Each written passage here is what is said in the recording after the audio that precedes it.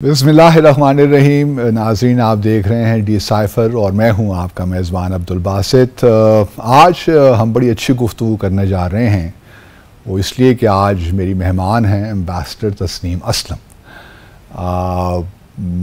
आज मेरी कोशिश होगी कि कुछ फ़ॉरेन पॉलिसी इश्यूज़ पे मुख्तलिफ़ इश्यूज़ हैं, इश्यूज़ खैर बेशुमार हैं और ये 35-40 मिनट पे इतनी सैर हासिल गुफ्तगू हो नहीं सकती, लेकिन कोशिश बहरहाल होगी कि जो कोई ख़ास इश्यूज़ हैं जो आजकल भी चल रहे हैं उन पे हम बातचीत करें और एम्बेसडर असलम का थोड़ा सा तज्ज़िया लें, इनका टेक लें कि क्या ये सोचती हैं और कैसे मामलात को देख रही हैं। इनको आप जानते ही हैं, ये वज़ारत ख़ारजा में 2 बार तर्जुमान भी रही हैं। उसके अलावा ये सफ़ीर रही हैं मोरक्को में, इटली में और फिर स्पेशल सेक्रेटरी भी रही हैं वज़ारत ख़ारजा ही में। तो बहुत वसी तजुर्बा है सफ़ारतकारी का और बड़े अहम ममालिक में भी सर्व किया, बल्कि भारत में भी इन्होंने सर्व किया है। तो thank you very much Tasneem for joining me on decipher. पहले तो मुझे ये बताइए, क्योंकि आजकल फिर इसराइल का मामला चल पड़ा है, पीडीएम वाले कह रहे हैं कि जी पीटीआई के चेयरमैन हैं, वो चाहते हैं कि इसराइल, या उनके एजेंट हैं वो कह रहे हैं कि ये एजेंट हैं। एक तमाशा लग जाता है, हर 5-6 महीने के बाद इसराइल कहीं से आ जाता है और उससे बहस शुरू हो जाती। क्या इस मामले को अब ख़त्म नहीं कर देना चाहिए, इसराइल को तस्लीम नहीं कर लेना चाहिए, बात ख़त्म हो जाए? और ख़ास तौर पर अब्राहम अकॉर्ड्स एक आर्गूमेंट है कि अब्राहम अकॉर्ड्स के बाद तो अब क्या रह गया जी, ख़त्म करें, बात को तस्लीम करें। आपका क्या ख्याल है इसके बारे में? देखिए, ये मसला पाकिस्तान में कुछ अरसे से इंस्टिगेट किया जाता है, इसराइल के रिकग्निशन का। इंस्टिगेट कौन करता है? अब ये करने वाले कर देते हैं। अच्छा। तो उसमें फिर ये बात शुरू हो जाती है कि इसराइल को रिकग्नाइज़ करना चाहिए, क्यों नहीं करना चाहिए, अब तो अरब्स ने भी कर दिया। तो मेरा आर्ग्यूमेंट इस पे ये होगा, पहली बात ये है कि कायद-ए-आज़म मोहम्मद अली जिन्ना, वैसे तो उनकी हर बात हमने भुला दी है, लेकिन इसके ऊपर उनकी बड़ी क्लियर पॉलिसी देखे गए थे इसराइल के बारे में। दूसरी बात है, हमने अपने नाम के साथ इंसिडेंटली इस्लामिक रिपब्लिक लगाया है। बिल्कुल ठीक। तो as an Islamic republic, it's not just an Arab Israeli conflict. इसके पीछे अल-अक्सा भी है, बैतुल मुक़द्दस भी है, और हमारी अरब इजराइल इशू के बियॉन्ड जाके भी इस पे एक सियासी इशू नहीं। ठीक है। तीसरी बात यह है कि जो पैलेस्टीनियंस के साथ हो रहा है,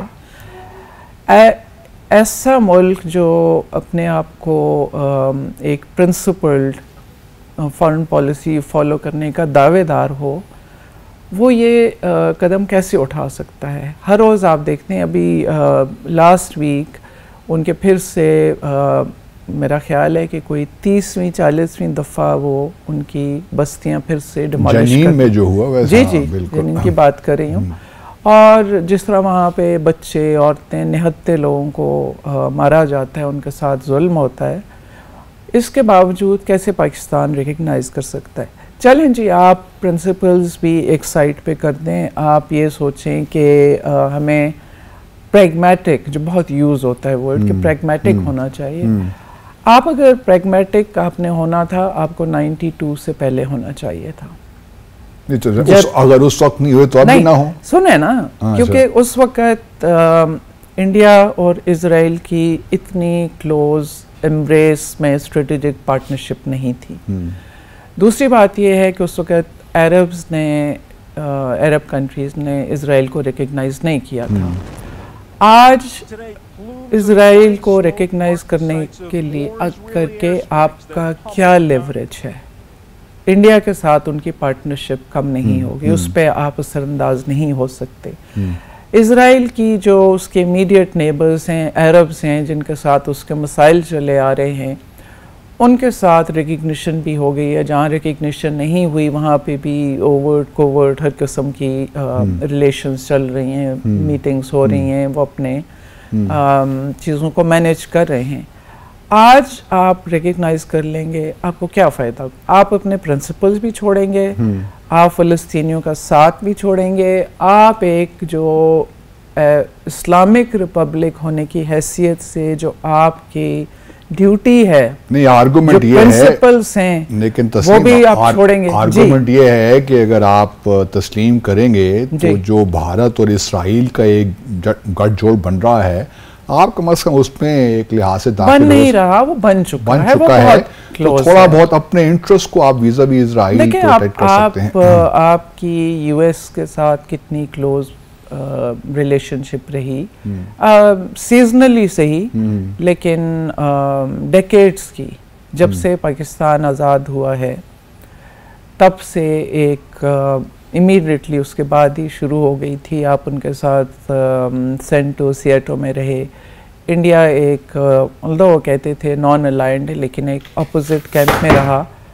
आज इंडिया उनका one of the most important strategic allies है। आप कहाँ खड़े हैं? तो अगर हमें ये लगता है कि अपने वेट पे हम इंडिया इजराइल पार्टनरशिप में कोई उसमें ब्रेक ला सकेंगे, कोई उसको इम्पैक्ट कर सकेंगे, तो ये हमारी खाम 2005 में आप तर्जुमान थी जी, और प्रेसिडेंट परवेज मुशर्रफ ने अपने वजीर खारजा को इस्तांबुल भिजवाया, तो उस वक्त क्या सूरत हाल उस वक्त देखें, ये आपको याद होगा डेटन अकॉर्ड हुआ था, डेटन अकॉर्ड, हाँ, जी बिल्कुल। और इजराइल ने अंडरटेकिंग दी थी कि अब वो फर्दर सेटलमेंट्स नहीं करेंगे। फिर एक नेगोशिएटेड सेटलमेंट की तरफ उम्मीद थी, टू स्टेट सोल्यूशन की तरफ बात हो रही थी। तो वो एक जेस्चर थी कि ठीक है, आप इस रास्ते पे आगे बढ़ें तो पाकिस्तान आपको रिकग्नाइज कर सकता है। हमारी कोई इस तरह की तो जंग नहीं है ना। अगर वहाँ पे पैलेस्टीनियन के साथ सेटलमेंट हो जाता है, टू स्टेट सोल्यूशन आ जाता है, बैतुल मुक़द्दस की वो गारंटी रहती है, वो पैलेस्टाइन का हिस्सा होगा, वो प्रोटेक्टेड होगा, मस्जिद अक्सा को नुकसान नहीं पहुंचाया जाएगा, वहाँ लोगों को आज़ादाना जाने की इजाज़त होगी। अगर ये फिर आप सोच सकते हैं, लेकिन एक वैक्यूम में जब इजराइल बैकवर्ड जा रहा है, फॉरवर्ड नहीं, उस पर कोई मूवमेंट हुई जितने से पीछे हट रहा है। एग्जैक्टली। तो इस सूरत में आपको आप दुनिया भी गवाएंगे और दीन भी गवाएंगे। नहीं तो कल दीन तो चले, हमने क्या पता नहीं कौन उसके बारे में इतना फिक्रमंद है। कल कलाम को अगर सऊदी अरब ने लेट से कर लिया तो कर लें, फिर भी हमें नहीं करना चाहिए। मेरा ख्याल है नहीं करना चाहिए, हमें सूलों पे खड़ा रहना चाहिए, कहीं तो खड़े हों। नहीं, आप समझती हैं कि इतना दम है हम लोगों में? क्योंकि जो मैं इस वक्त एक लिहाज से जो हमारा असल एलीट लोग कहते हैं, मैं तो उसको बदराफिया कहता हूँ इस सारे तबके को, कि जो ये तो देखें ना, अखबारात आप पढ़ें, ख़ास तौर पे जो इंग्लिश हमारा मीडिया है उसमें तो ये हर कोई ये आर्गूमेंट दे रहा है कि भाई क्या है, यूएई ने कर दिया, मोरक्को जहाँ आप सफ़ीर भी रही हैं उन्होंने कर दिया, सूडान ने कर दिया, बहरीन ने कर दिया, तो पीछे क्या रह जाता है? सऊदी अरब करेगा तो हम भी कर देंगे। ये देखें, ये बड़ा लेम आर्ग्यूमेंट है। अच्छा, हमारी पोजीशन जो इजराइल पे थी, जो पाकिस्तान की क्रिएशन के वक्त जो ली गई, जो कायद-ए-आज़म मोहम्मद अली जिन्ना ने ली थी, वो लिंक नहीं थी कि बाकी दुनिया की इजराइल के ऊपर क्या पोजीशन है। वो एक प्रिंसिपल पे बेस्ड थी, वो पैलेस्टीनियन के राइट्स पे बेस्ड थी कि उनकी टेरिटरी ऑक्यूपाई हुई, वो फैलते वो इतनी बड़ी स्टेट बन गई और अब एक स्ट्रिप पे भी उनको जीने की इजाज़त नहीं मिल रही। कल कलां को अगर हम इसराइल के साथ ये निगोशिएट करते हैं या इनफॉर्मल तो कांटेक्ट रहे हैं बड़े अरसे से, अगर हम इसराइल से कहते हैं कि जी ठीक है हम भी आपको कंसिडर करेंगे, तस्लीम कर लेते हैं आपको, लेकिन आप पहले हमारी थोड़ी सी हेल्प कर लीजिए वीज़ा भी इंडिया कश्मीर के डिस्प्यूट को सॉल्व करने में, ये क्या इस किस्म की चीज़ हो सकती है? देखिए, मुझे या तो हम आज जो पोजीशन में हैं हम अपने आप को ओवर एस्टिमेट कर रहे हैं।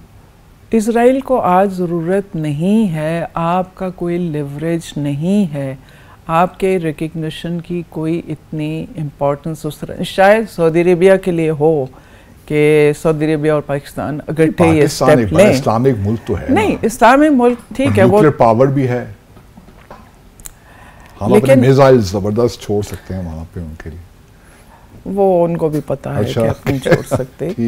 ये मेरा ख्याल है अनरियलिस्टिक बातें हैं।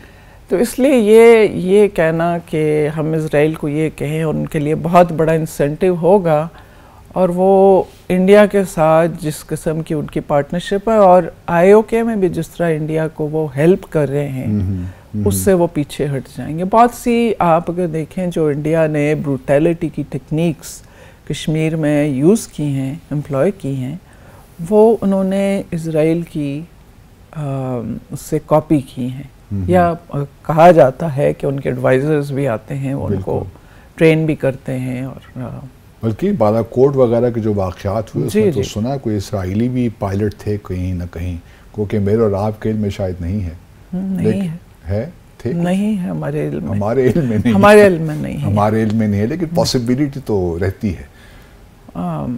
तो आपका ये बिल्कुल एक पक्का एक लिहाज से आपकी ओपिनियन है कि हमें इस वक्त इसराइल को रिकग्नाइज़ करने में कोई हमारा फ़ायदा नहीं है, और ना ही जो असूलों पे हमने एक पोजीशन ले रखी है उस पे उसको नुकसान पहुंचेगा, भले कश्मीर को भी नुकसान पहुंचेगा, isn't it? बिल्कुल पहुंचेगा, क्योंकि कश्मीर और पैलेस्टाइन दोनों ऑक्यूपाइड लैंड्स हैं।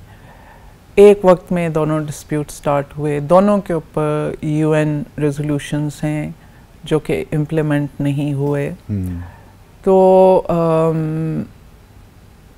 एक तरह से हम अगर ठीक है आप प्रिंसिपल्स की बात छोड़ भी दें, तो सेल्फ इंटरेस्ट में भी एक जब हम खुद एक ऐसे डिस्प्यूट में इन्वॉल्व हैं, तो हम एक वैसी चीज़ को कैसे इंडोर्स कर सकते हैं, वो भी हमें बिल्कुल उसकी इम्प्लीकेशन मज़ीद क्रेडिबिलिटी अनलेस के ये डिसाइड हो गया हो कि कश्मीर पे भी जो हो गया हो गया।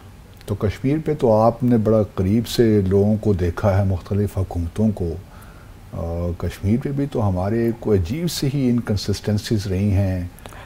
वो तो हमारी हर चीज़ पे ही है अनफॉर्चुनेटली। अभी तो एक ऐसा इशू है, नेशनल इशू है। हाँ बिल्कुल है, लेकिन आप जनरली भी देखें तो गवर्नमेंट चेंज होती हैं, कुछ थोड़ी बहुत नुआंस सी चेंजेस आ जाती हैं फॉरेन पॉलिसी में, फंडामेंटल्स चेंज नहीं होते। हमें तो ये भी नहीं पता कि हमारे फंडामेंटल्स भी शिफ्ट क्यों होते रहते हैं। नहीं, जब आप लोगों से मैं उस तो फॉरेन ऑफिस में नहीं था, आप लोग थे, आप ही का एक बयान में देख रहा था, बल्कि सुन रहा था कि कहा गया था कश्मीर का बस मेंशन मत किया करें। ये क्यों कर हुआ? नहीं, कश्मीर का स्पेसिफिकली नहीं, वो कुछ और रिलेटेड इश्यूज थे, मसलन जैसे वो यादेव गुलभूषण जादेव का जो मामला था। अच्छा, तो ये कहना कि किसी एक हुकूमत ने कॉम्प्रोमाइज़ कर दिया, मेरा ख्याल है कि जनरली भी हमारी पॉलिसी में ये इनकन्सिस्टेंसीज आती रही। अंडरस्टैंडेबल है कि आप एक डिस्प्यूट को सेटल नहीं करते या करना चाहते जब आप वीक पोजीशन में हो, क्योंकि आपको अच्छी पोजीशन ऑफ स्ट्रेंथ से आप करना चाहते हैं। तो शायद ये हमारे लिए कोई सही टाइम नहीं है कि इस वक्त हम कहें कि कश्मीर डिस्प्यूट सेटल हो। लेकिन जो अपॉर्चुनिटी एक आई थी, प्रोबेबली 4 पॉइंट आपने सुना होगा, बहुत उसके ऊपर बहुत बात की जाती है। पर्सनली जितना मैं उस वक्त एज UN को भी लुक आफ्टर कर रही थी और स्पोक्स पर्सन भी थी, जो मेरा ख्याल है कि वो एक जो सर्कमस्टांसेस हैं उसमें एज एन इंटरिम सोल्यूशन बड़ा आइडियल था। रीज़न मैं आपको बताऊं कि इंडिया स्टेटस को पावर है, हम स्टेटस को चेंज करना चाहते हैं। इंडिया आपके साथ अगर बैठ के इस चीज़ पे एग्री कर जाता कि ठीक है, कश्मीर से वो भी विड्रॉ करते हैं, पाकिस्तान भी करता है, और एक जॉइंट मैकेनिज्म है। जॉइंट मैकेनिज्म है कि वो फिर से 54 के बाद शायद नेहरू ने जब अपनी पोजीशन चेंज की थी, उसके बाद 56 हाँ 56 तो तब से इंडिया ने उसको अपना इंटरनल मैटर कहना शुरू किया।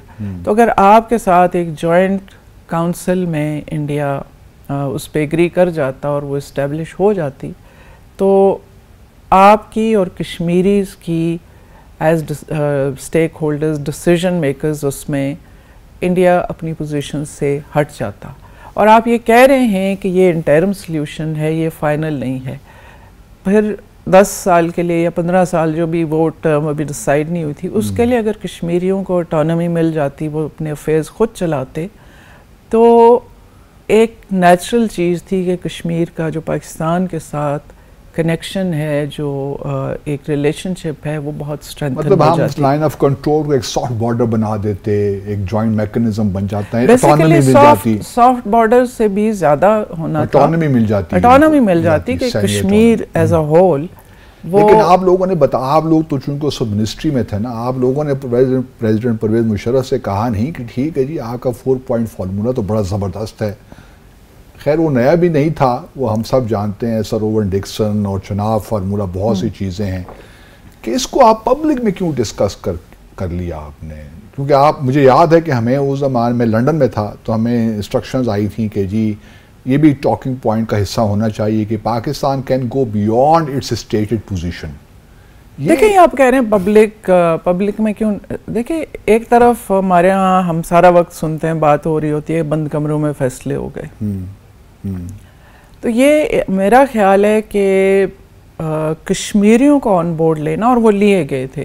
गिलानी साहब तो बहुत खिलाफ थे। नहीं, APHC के लीडर्स ने, गिलानी साहब एक होंगे, बट एवरीवन एल्स एग्रीड, और उन्होंने इसको अप्रिशिएट किया कि एज एन इंटरिम सॉल्यूशन। देखिए, उसकी जो पूरी फिलॉसफी थी, एक तो ये था कि जो पाकिस्तान इंडिया की स्टेटेड ऑफिशियल पोजीशंस हैं, आप उनको एक साइड पे रखते हैं, ये उसको इम्पैक्ट नहीं कर रहा, ये हम एक इंटरिम सॉल्यूशन कश्मीरियों को रिलीफ प्रोवाइड कर रहे हैं। उसमें जब आप ये 2-3 स्टेप्स ले लेते, 4 स्टेप्स ले लेते कि कश्मीरी ऑटोनॉमी है उनके पास, फिर जॉइंट काउंसिल है, फिर कश्मीरी फ्रीली वो मूव भी कर सकते हैं, ट्रेड भी कर सकते हैं। 15 साल में या 10 साल में आपने पाकिस्तान इंडिया ने रिलेशंस को नॉर्मलाइज करना था। शायद उस पीरियड गुजरने के बाद जब रिविजिट होता, तो शायद उतनी सेंसिटिविटीज़ भी नहीं होती जो आज हैं। दूसरा, आपके कश्मीरियों के साथ लिंकेजेस, हिस्टोरिकल लिंकेजेस, उनके ट्रैवल रूट्स, उनके ट्रेड रूट्स, उनकी रिश्तेदारियां जो सारी पाकिस्तान के साथ रुकी हुई थी, वो दोबारा से इस्टेब्लिश हो जाती। ज़िलज़िले के बाद जो 2005 जो पॉइंट्स खोले गए थे, वो उस तरह नहीं उनको काम करने दिया गया, कुछ अर्सा काम करते रहे, नहीं करने दिया गया, वो लोगों की वो एक वो खलिश रह गई थी। तो लेकिन आपको उसमें ये डेमोन्स्ट्रेट ज़रूर हुआ कि लोग मिलना चाहते हैं, लोग आना जाना चाहते हैं। मुझे वक्फे का कह रहे हैं नाज़रीन, मुख्तसर सा वक्फा लेते हैं, हमारे साथ रहिए। नाज़रीन, वेलकम बैक। मेरे साथ मौजूद हैं एम्बेसडर तस्नीम असलम। तस्नीम, अभी यूक्रेन के फॉरेन मिनिस्टर आए थे, मिस्टर कुलेबा। जब से पाकिस्तान यूक्रेन के ताल्लुकात हुए 90s, अर्ली 90s में, ये पहला किसी भी यूक्रेन के फॉरेन मिनिस्टर का विज़िट था, और ये हुआ तब बड़ी अजीब बात, बड़ी अजीब है। हाँ, पहली बात ये है कि एक मुल्क जो जंग में इस वक्त हालत जंग में है, उनका फॉरेन मिनिस्टर पाकिस्तान आता है। यूनाइटेड स्टेट्स जाना समझ आता है, यूरोपियन नेटो ममालिक जाना समझ आता है, क्योंकि वो उनके बैकर्स हैं और उनको सप्लाई करें, आर्म्स भी स्पॉन्सर करें उनकी वॉर को, वो तो ओपनली कह भी रहे हैं, स्पॉन्सर करें, उनके पास जाना तो समझ आता है। जब से यूक्रेन पैदा हुआ है, पहली दफ़ा उनका फॉरेन मिनिस्टर पाकिस्तान आया है और आके बात करें कि हमने ट्रेड बढ़ाना है। भाई, आप पहले जंग से तो निपट लें। दूसरी बात है कि आप ऐसी गवर्नमेंट के साथ ट्रेड की बात करने आए जिसके 20 दिन रह गए हैं, बिल्कुल 12 अगस्त तक। तो हम क्योंकि प्रैक्टिशनर्स रहे हैं, आप कभी भी रेकमेंड नहीं करते किसी मुल्क को जहाँ पे इलेक्शन होने वाले हों, हुकूमत जाने वाली हो, कि ये तो मेरे सवाल सुने बगैर आपने सारे जवाब दे दिए। मैं क्या सवाल करूँ आपसे? तो इसकी क्या एक्सप्लेनेशन है, क्यों ये विजिट हुआ?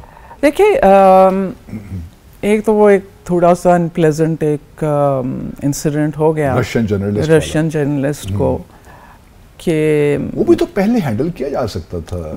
मेरा ख्याल है कि शायद उसने फॉरेन मिनिस्टर ने लास्ट मोमेंट पे उसको भी पता चला। नाज़रीन को ज़रा बता दें कि जब प्रेस कॉन्फ्रेंस हुई तो रशियन जर्नलिस्ट जो यहाँ पे है इस्लामाबाद, वो भी प्रेस कॉन्फ्रेंस में मौजूद थे, यूक्रेन और हमारे फॉरेन मिनिस्टर्स के दरमियान। तो फिर यूक्रेन जो एम्बेसी है यहाँ पे इस्लामाबाद, उन्होंने इंसिस्ट किया कि रशियन जर्नलिस्ट को हम इस प्रेस कॉन्फ्रेंस की में बैठने की इजाज़त नहीं देंगे, और फिर उस जर्नलिस्ट को उस प्रेस कॉन्फ्रेंस से जाना पड़ा। तो ये भी एक बदमज़गी सी पैदा हुई ना, बदमज़गी हुई रशियन which was avoidable, उनकी किसी ने प्रोटेस्ट किया। ठीक है, आपने अपने गेस्ट का ख्याल किया, लेकिन आपको मीडिया की जो एक राइट है, स्पोक्स पर्सन होती, अगर मैं होता तो मैं तो ये सजेस्ट करता कि भाई ठीक है, उसे आने दें, we can understand your sensitivity, लेकिन अब क्योंकि आ गया है हम उसको क्वेश्चन करने की इजाजत नहीं देंगे। ये भी तो हो सकता है। बिल्कुल, क्या आप क्वेश्चन कर रहे हैं, इजाजत देने की बात नहीं, आपने 2-3 सवाल लेने हैं, हाथ खड़ा करें, आप किसी और को दे दें। लेकिन ये मेरा ख्याल है कि ये अवॉइड हो सकता था।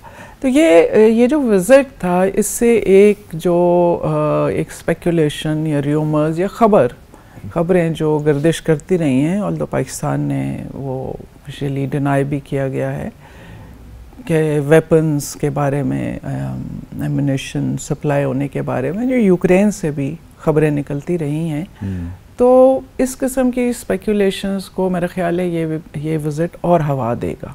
उसने दिया है, अगर आप इंडियन मीडिया पढ़े ना तो हवा दिया है। आप बिल्कुल ठीक कह रही हैं। तो इसलिए एक मुल्क जहाँ पे इलेक्शंस हो रहे हैं उस वक्त पे एक ऐसा विज़िट, या तो बहुत रेगुलरली साल में वो 3 दफ़ा आते हों, जैसे किसी ज़माने में बेलारूस वाले आते थे। पहले भी कभी 1-2 दफ़ा विजिट कर लिया हो तो हम अंडरस्टैंड कर सकते हैं। 92 से लेके 2023 तक कोई विजिट नहीं होता, और अचानक वो आ जाते हैं और कहते हैं कि अच्छा, मैं इंडियन एक न्यूज़पेपर पढ़ रहा था, तो वहाँ कहा कि जी किसको बेवकूफ़ बना रहे हैं आप लोग, अपने आप को। वो कह रहे हैं कि हमारे वज़ीर ख़ारजा कहते हैं कि हमारा कोई हमने सप्लाई नहीं किए, और यूक्रेनियन फॉरेन मिनिस्टर कह रहे हैं कि हमारा कोई इंटरगवर्नमेंटल कोई अरेंजमेंट नहीं है।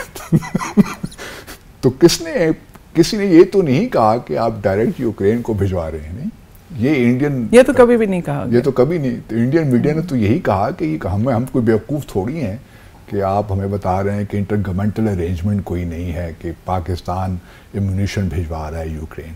चलिए, एक और इसमें जो सबसे बड़ी कबाहत है कि ठीक है, अमेरिका के साथ आपकी लाइफ लॉन्ग फैसिनेशन है, जनरेशन आफ्टर जनरेशन है, उसकी बहुत सी रीजंस भी हैं जिसमें मैं नहीं जाना चाहूँगी। लेकिन हम रशियन फेडरेशन को बहुत अंडर एस्टिमेट करते हैं। उसका इन्फ्लुएंस, उसकी और स्पेशली हमारे नेबरहुड में है, और ऐसी चीज़ों से, और रशियंस की अगर कोई ये वेपन्स की बात हो रही है, कंफर्म नहीं है क्योंकि हमारी गवर्नमेंट ने डिनाई किया, तो हम विल गो बाय दैट। लेकिन अगर कोई ऐसी चीज़ हुई है, किसी थर्ड कंट्री के थ्रू हुई है, या एक आर्ग्यूमेंट ये भी दिया जा रहा है कि पॉसिबिलिटी है कि आपने किसी और को बेचे और वहाँ से वो चले गए, तो वो उसमें एक रिक्वायरमेंट होती है एंड यूज़र सर्टिफिकेट। मुझे नहीं पता अब होता भी है या होता है, अभी भी होता उसको है। भी हमने ख़त्म कर दिया है। तो उससे आपको पता होता है कि डेस्टिनेशन क्या है, दूसरा मुल्क भी बाउंड होता है कि वो उसको आगे और चीज़ें ज़्यादा से ज़्यादा छुपी रहती भी नहीं है, छुपती भी नहीं है। तो रशिया को तो उनकी इंटेलिजेंस भी इस रीजन में भी, अब देखिए ना कि टर्की में जब coup हुआ था, रशियंस ने उनको अलर्ट किया था, तो उनकी बहुत स्ट्रॉन्ग इंटेलिजेंस है। तो हमें ये सोचना चाहिए कि क्या हमें वही जो 50s 60s 70s 90s जो हम रशिया के साथ हमने रखी है रविश, क्या वो हमारे इंटरेस्ट में है? क्योंकि ये बात होती रही है, एक रियलाइजेशन भी रही है कि एक हमें बैलेंस करके अपने इंटरेस्ट को हमने परस्यू करना है, देखना तो और ये हमारे इंटरेस्ट में नहीं है, ये हमारे इंटरेस्ट में नहीं है। एक आर्गुमेंट ये भी है तस्नीम के हमारे वज़ीर ख़ारजा जो गए थे टोक्यो 1 से 4 जुलाई को, फिर वहाँ से वो चले गए अमेरिका, तो अमेरिका का कुछ प्रेशर था कि भाई ये आप यूक्रेन के साथ भी कुछ इंटरेक्शन। देखिए आप पे उतना प्रेशर पड़ता है जितना आप लेते हैं, ठीक है। हमसे छोटे मुल्क भी हैं जिन्होंने ये डेमोन्स्ट्रेट किया है कि वो प्रेशर, तो हम क्यों प्रेशर में आ जाते हैं इन मामलात में ख़ास तौर पे? Because of our economy situation और व्हाट? मल्टीपल रीजंस हैं जो मेरा ख्याल है कि डिस्कस करके तो कुछ थोड़ी सी मुसीबत भी आ सकती है, इसलिए रहने दें उनको। तो मतलब आपके ख्याल में इसमें आई एम ग्लैड कि at least we on the same page कि कम से कम ये विजिट इसी कोई तुक नहीं बनती थी इस स्टेज पे, ख़ास तौर पे जब कोई जो रीज़न्स दी जा रही हैं उन रीज़न से विज़िट नहीं हो सकती थी, ये शायद किसी ख़ास मकसद से आए हों। और क्या खास, वो ग्रेन एक जो डील है वो भी शायद हॉल्ट हो गई थी, रशिया ने उससे भी निकल आया है, उसको शायद रिवाइव करने के लिए भी है। बाद में यही प्ली ली गई कि हम तो ये पाकिस्तान से कहने आए हैं कि रशिया से ज़रा टेकअप करे कि जो ब्लैक सी के थ्रू ग्रेन एक्सपोर्ट हो रहा है यूक्रेन का।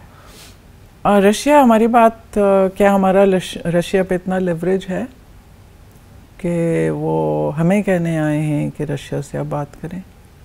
मतलब कोई बात बन नहीं रही है, कोई बात बन नहीं रही।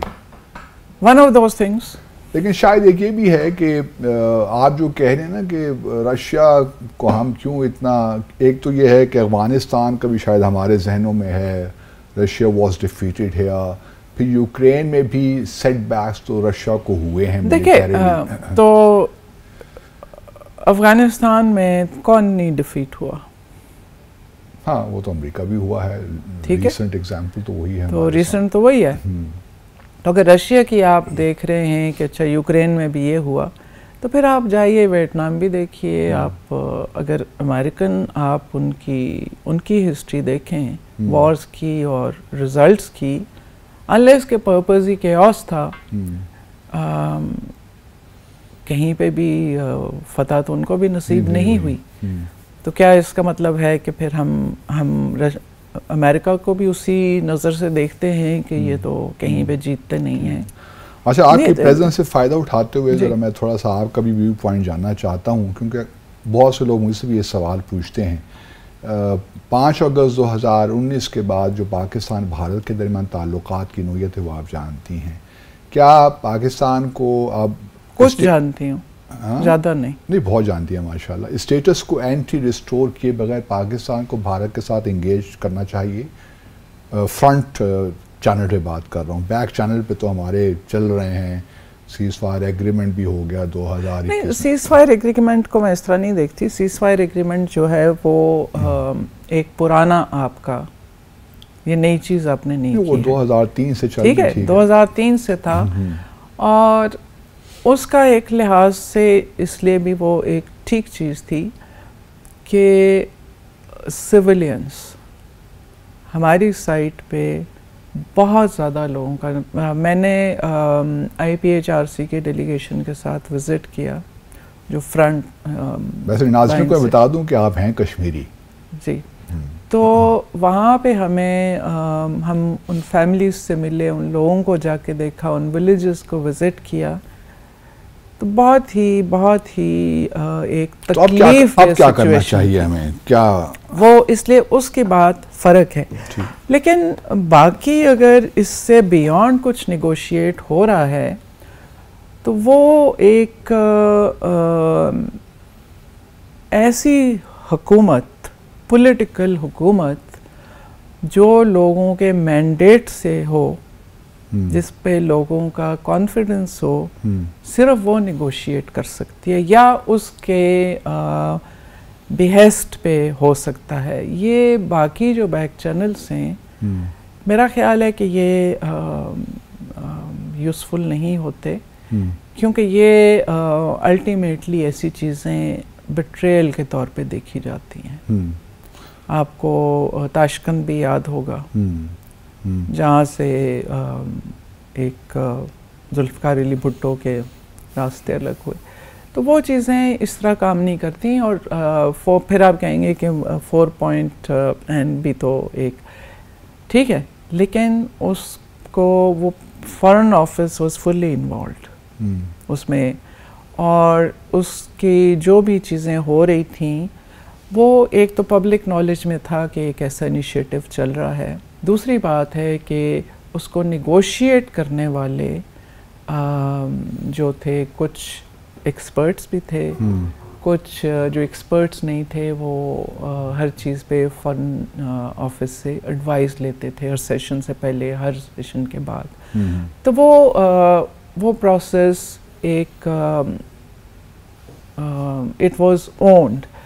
अगर ऐसे कोई निगोशिएशंस हो रही हैं जिसमें मुझे नहीं पता, आप ये बात कर रहे थे कि और भी बिल्कुल, जिसमें foreign office is not leading का मतलब है कि उसके जो आपका ब्रीफ है, आपकी पोजीशंस हैं, आपकी क्या रेड लाइंस हैं, वो अगर फॉरेन ऑफिस उसको डिटर्मिन नहीं कर रहा, जो कि इंस्टीट्यूशन है विद इंस्टीट्यूशनल मेमोरी और अंडरस्टैंडिंग कश्मीर की, बिल्कुल कि कश्मीर के जो डिस्प्यूट की लीगल और मॉरल पॉलिटिकल जो पोजीशंस हैं और इम्प्लिकेशंस हैं, वो अगर ऑन बोर्ड नहीं है, उनका बेशक उनका सामने नहीं बैठा, लेकिन अगर वो उसमें इन्वॉल्व नहीं है तो फिर ऐसा प्रोसेस जो है वो बिट्रेयल होगा।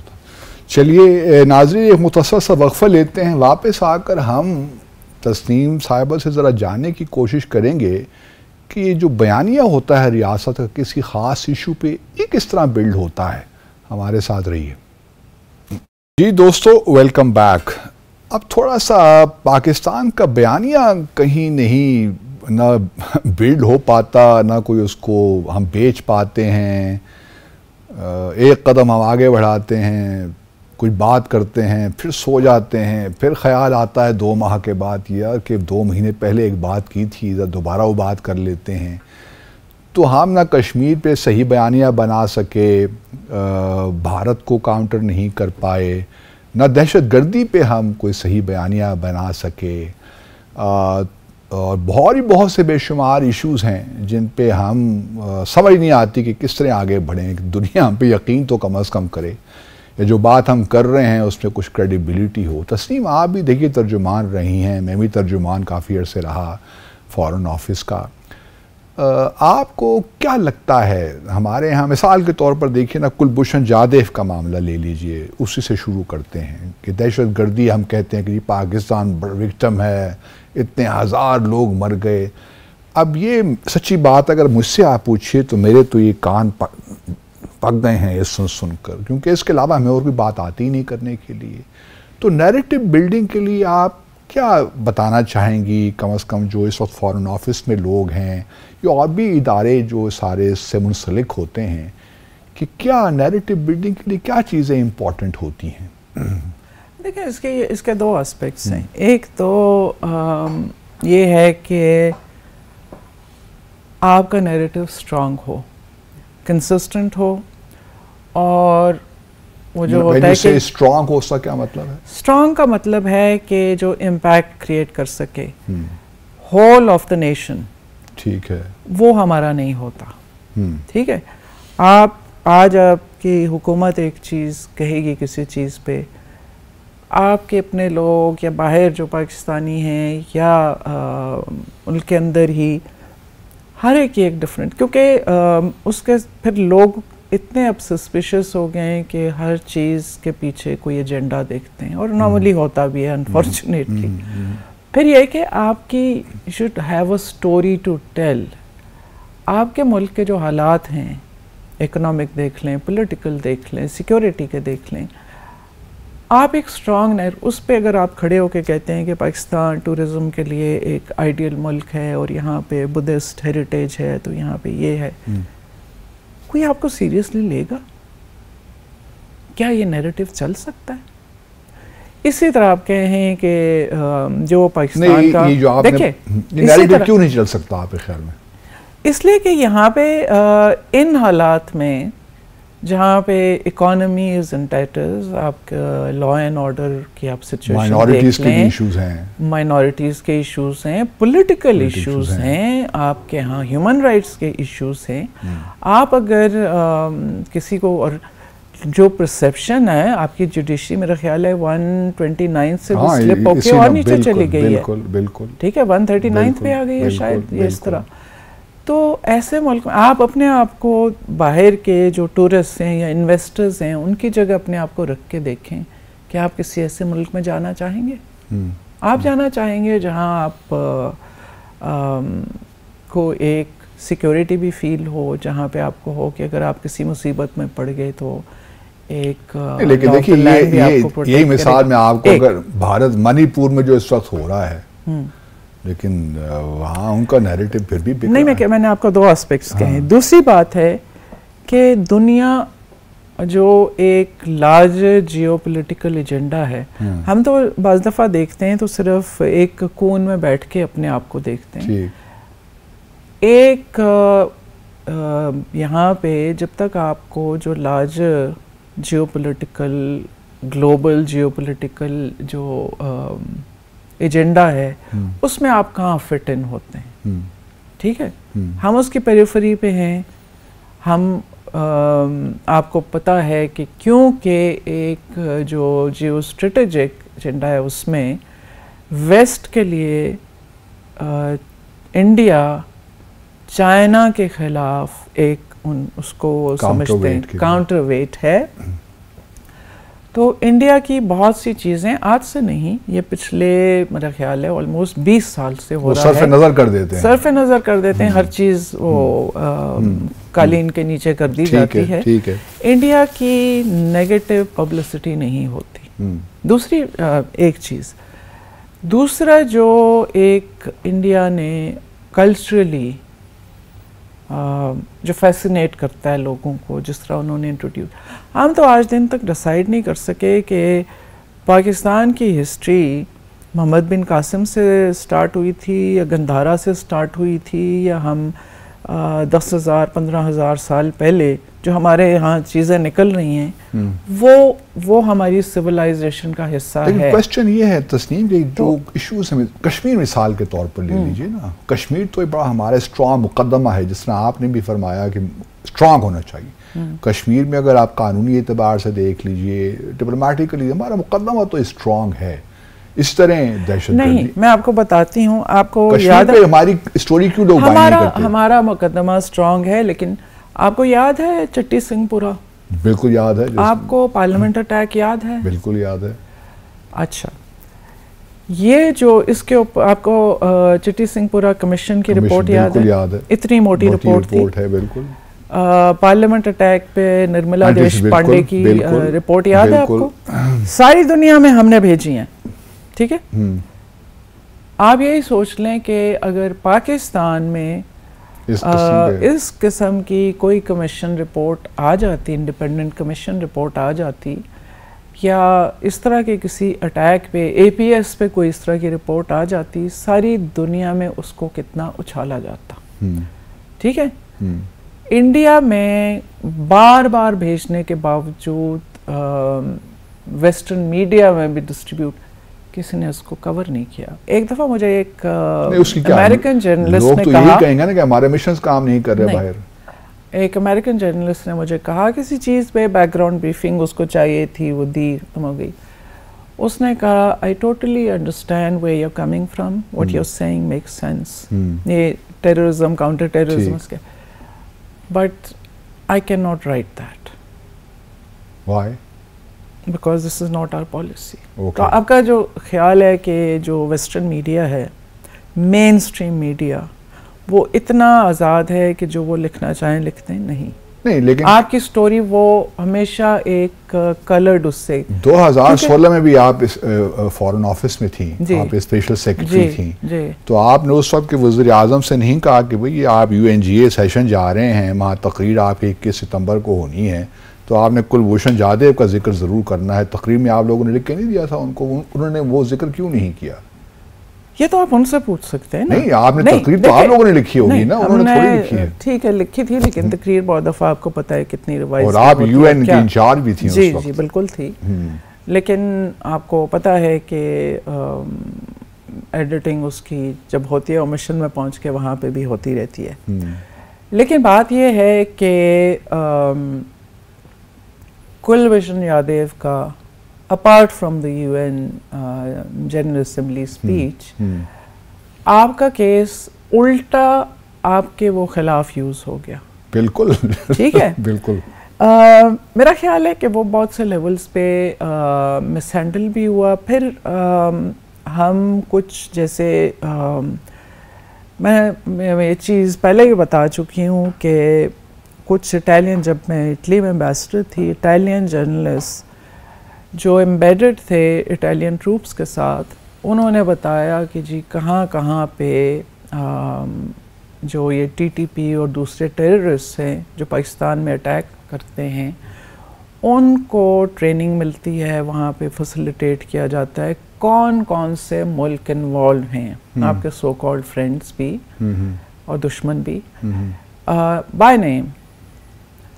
तो वो कहते हैं कि मुझे अफ़गान इंटेलिजेंस के लोगों ने ही वहाँ विज़िट कराया, और जैसे इंडिया के जो ट्रेड इंटरेस्ट ऑफिसर्स थे, हमारे यहाँ लोग कहते हैं इतनी एम्बेसीज काउंसलेट्स खुल गए, उनको वो डिफ्रेंशिएट नहीं कर सकते जो पाकिस्तान के बॉर्डर के साथ ट्रेड इंटरेस्ट ऑफिसर्स या हमारे उनके जो वहाँ पे लोग काम कर रहे हैं उनकी प्रोटेक्शन के लिए, जो इकोनॉमिक प्रोजेक्ट्स पे काम कर रहे हैं उनकी प्रोटेक्शन के लिए लोग हैं।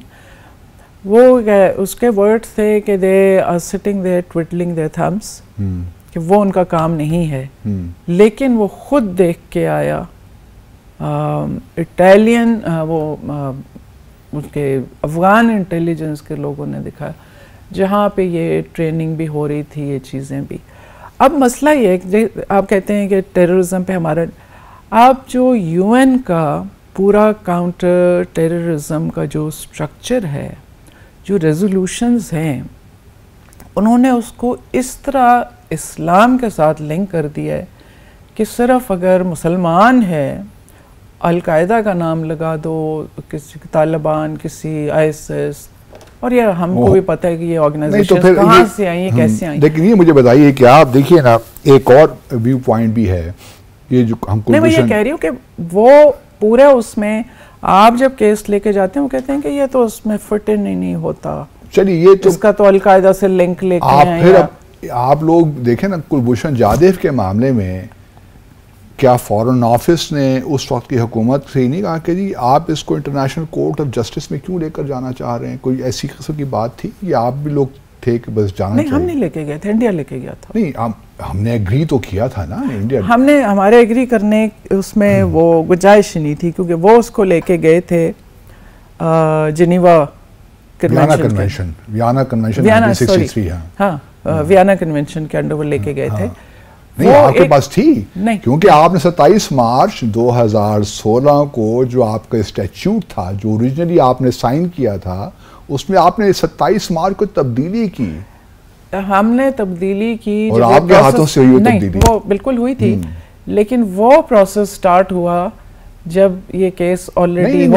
हाँ हाँ नहीं, मैं देखिए मैं उस ये जो केस गया था, ये गया था 7 मई 2016 को, और वो जो तब्दीली आपने अपने जो आपकी रेटिफिकेशन में आपने की थी वो 27 मार्च 2016 को आप लोगों ने की थी।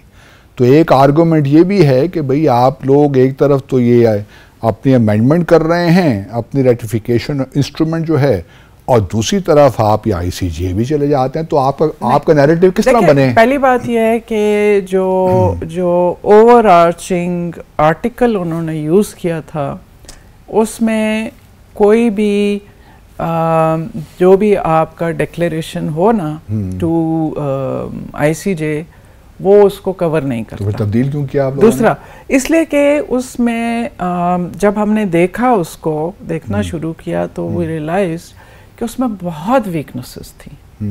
और हमारा एक और भी आपको याद होगा केस था जिसकी वजह से बेसिकली ये किया गया था। ये कुलभूषण वाले केस में वो हमें कवर नहीं करता था। वो क्या था? वो केस था मार्शल आइलैंड का जो केस था, न्यूक्लियर वेपन स्टेट्स के अगेंस्ट। ठीक। तो हमने उसके कॉन्टेक्स्ट में ये प्रोसेस स्टार्ट किया कि जब हमने अपने डिक्लेरेशन को देखा जो 60s का था, तो वो सिर्फ इंडिया को रख के, और उसमें भी बहुत सी हमें कमज़ोरियां नज़र आई, तो उसके लिए वो रिवाइज किया गया। और उसको क्योंकि तो आप ये एग्री करेंगे कि हम एक इनकंसिस्टेंट हैं अपनी चीज़ों में शायद, या हम एक लिहाज से I don't know think through नहीं करते, या ये रिसोर्सेज भी शायद नहीं है हमारे पास। रिसोर्सेज भी नहीं है। देखिए अब जैसे वो इंडिया चला रहा था EU डिसइंफो लैब, बिल्कुल वो एक मैसिव प्रोजेक्ट था, बहुत फंड्स बहुत रिसोर्सेज उसके लिए चाहिए थे, और एक कितने अरसे तक फॉल्सहुड फैलाते रहे।